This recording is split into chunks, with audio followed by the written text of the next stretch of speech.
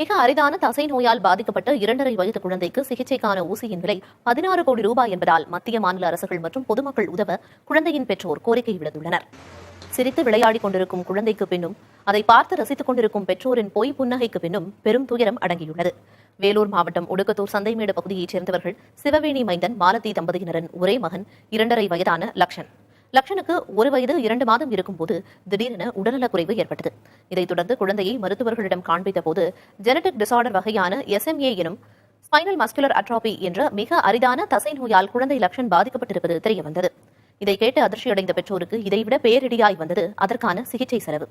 இந்த வகை நோய்க்கு வெளிநாட்டில் இருந்தே ஊசி மருந்து வரவழைக்க வேண்டும் என்றும் ஒரு ஊசிக்கான செலவு 16 கோடி ரூபாய் என்றும் மருத்துவர்கள் தெரிவித்துள்ளனர். இதனால் இடிந்து போன பெற்றோர் எப்படியும் தனது மகனை காப்பாற்றிவிட வேண்டும் என்ற நோக்கத்தில் தனியார், அரசு என பல மருத்துவமனைகளிலும் குழந்தையை காண்பித்து வருகின்றனர். மேலும் மத்திய மாநில அரசுகள் மற்றும் பொதுமக்களிடம் நிதி பெறவும் முயற்சித்து வருகின்றனர்.